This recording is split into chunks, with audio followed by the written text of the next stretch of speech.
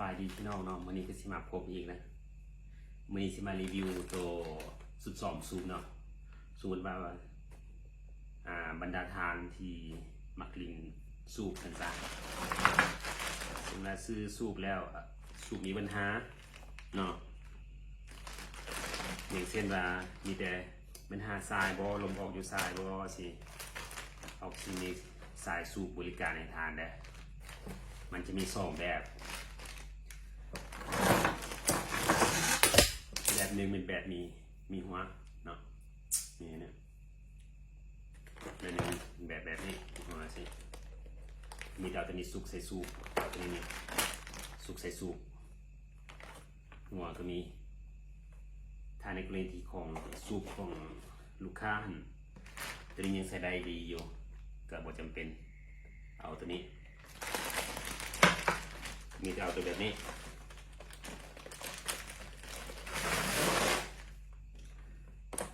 ทางหัวของลูกค้าสูบลูกค้าอย่างดีอยู่ตัวนี้นะก็หันตัวนี้ออกแล้วมาใส่ตัวนี้นะนี่เพราะว่าราคาสิต่างกันตัวนี้สิแพงกันมันมีหัวเด้นี่สิแพงกันนี่สิซื้อกันมีแต่ลูกค้าถ้าตัวนี้ของลูกค้าอย่างดีอยู่มีแต่หันตัวนี้ออกมาใส่นี่ซื้อตัวนี้มาใส่เสื้อเรียบร้อยเนาะ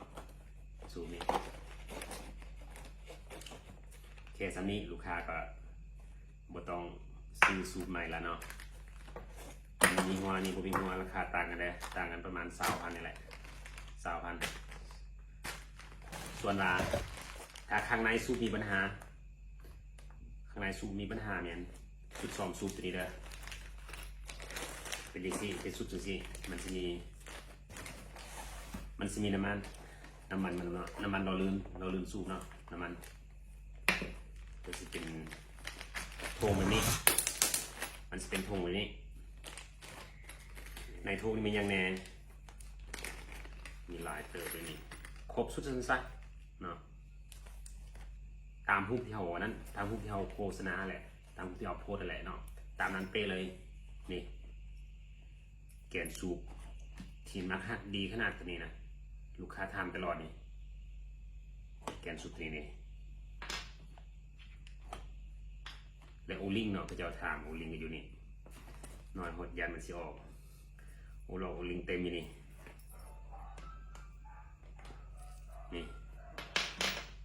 โคกนี่นิดหน่อย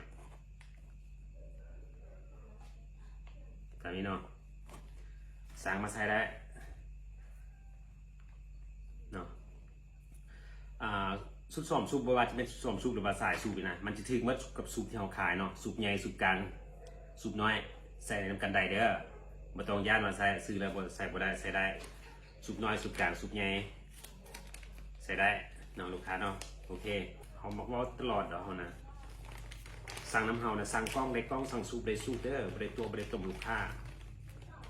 แต่ละมื้อเขาฝากเครื่องมันจันทร์วันศุกร์ฝากเครื่อง 12 โมงบินออก 1 โมง 30ส่งให้ลูกค้าเด้อบินออก 1 โมง 30ส่งให้ลูกค้าถ้าโอนเงินสากกว่านั้นต้องเป็นทงตอนแรงให้เนาะมีคุณยังที่ซื้อสูบหรือซื้อกล้องนี่แหละมือสวยมันบ่มั่นใจพอข้าวซั่นยันตัวพอเคยซื้อก็100,000ก็เจ้าก็ยังตัวแล้วซั่นคนอื่นดองแต่พวกนำพ่อขายบ่เคยซื้อดอกเราว่าให้ทายบัตรประจำตัวให้แน่ให้ส่วนเงินให้อันนี้ก็บ่เป็นยังเนาะมีแต่ถ้าบ่มั่นใจก็บ่เฝ้าซื้อไปศึกษาก่อนถ้ามันจะจึงซื้อก็บ่ทำนี้เนาะก็ปกติเราลูกค้าก็ยันเสียเงินเด้เจ้าก็เสียเงินไปอยากได้เครื่องเนาะว่าถึกตัวหลายเลยเด้แต่ครับของเฮานี่ 100% ล้านเปอร์เซ็นต์ถ้าบ่ได้เครื่องโอนเงินคืนล้านเปอร์เซ็นต์ถามโลกลูกค้าซื้อเครื่องนำเฮานะโอนแท้มื้อเทื่อโอนลายกว่านั้นอีกจากซื้อ100,000เฮาโอน120,000ก็มีอีกนึงนะโอนคืนให้กับเจ้านะโอเคเนาะได้